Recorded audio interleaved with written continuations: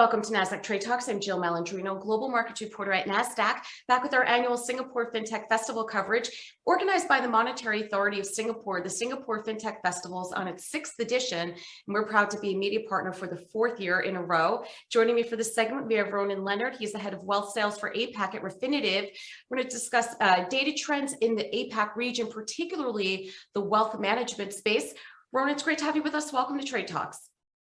Thank you, Jill, and thank you for having me. It's great to be on Trade Talks to discuss the Refinitiv business in APAC, as well as discuss our strong and ongoing partnership with the NASDAQ team in the region.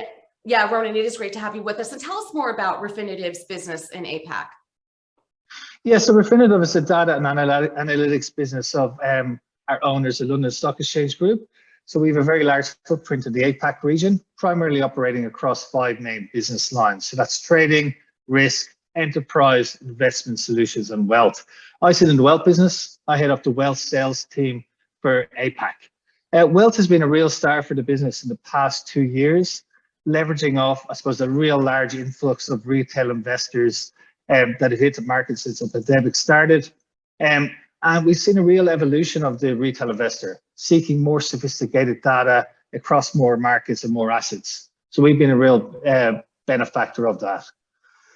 The London Stock Exchange Group do see wealth in Asia as one of its key growth markets going forward, and we are looking to introduce a number of innovative solutions targeting the growing retail broking space.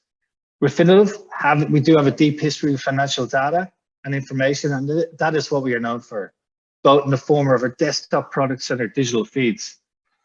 So from a, I suppose, business perspective, we've seen real growth in our advisor platform solution called Workspace. So that's a new generation platform providing a lighter interface to the market with enhanced workflow capabilities, as well as improved interoperability and integration capabilities, allowing our system to be fully integrated into the entire wealth ecosystem of a large private bank.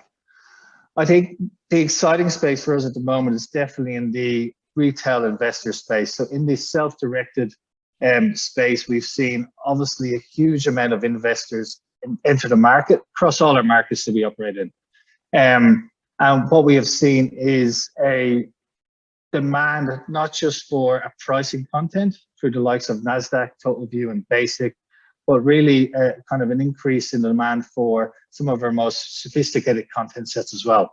From a data perspective, we're very flexible in the way we provide the data, and I believe our brand in the industry has really allowed us to grow as the online broking space has exploded over the past 2 years.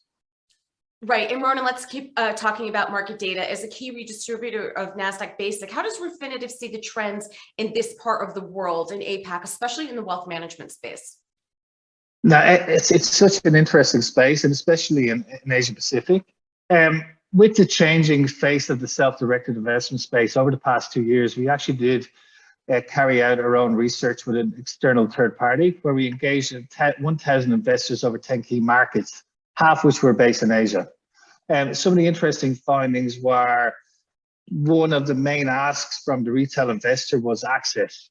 So they want more markets across more asset classes, and they want real-time pricing.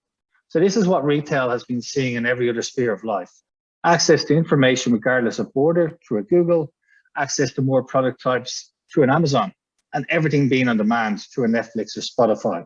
So similarly in retail investing, I suppose the influx of online broking businesses that are now offering access to global markets at a very low cost is now reducing those barriers to investors having an interest or an ownership in any company or any asset globally. The trend has been interesting. So during 2019 and early 2020, we did see a growing increase in the demand for pricing for our local markets. So really the Asia markets increase in demand for exchange pricing plus news.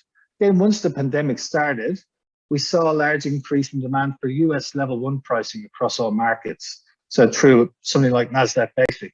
This then evolved, and in late 2020 and into 2021, there was an increased demand for news, for fundamentals, and some of our more premium content covering those US markets, like our estimates data, our Stock Reports Plus, which is a quantitative, unbiased research that covers 40,000 stocks across 50 securities, and now finally ESG.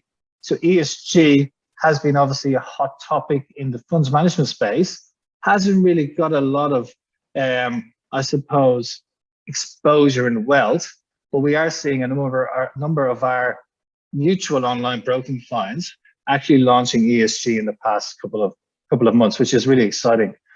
The investors themselves continue to evolve, and I think the Chinese investor and their expectations and has really seen the level of data and content being made available change.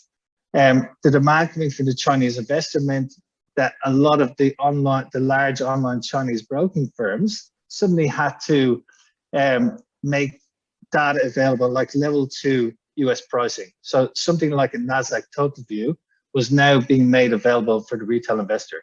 And this is spread across all markets in the region. So what we're seeing really is the retail investor is expecting institutional grade content through their mobile phone at a really low price with no barrier to entry. So what we are doing at Refinitiv, with the help of NASDAQ, is helping democratize wealth management capabilities for the public. All right, and Ronan, in the last minute here, what about the collaboration between Refinitiv and NASDAQ? How does it contribute to continued clients' growth and success? Yeah, so just in the back of the last question, I see what we've seen is just a number of new entrants coming to the market. All of the online broking community now need to offer US pricing and access to US markets as part of their base package.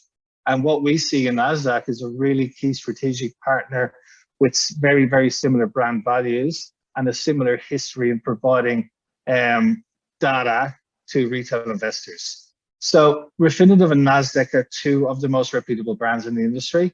And the fact that data timeliness and integrity continues to increase in importance, we see that partnership becoming stronger.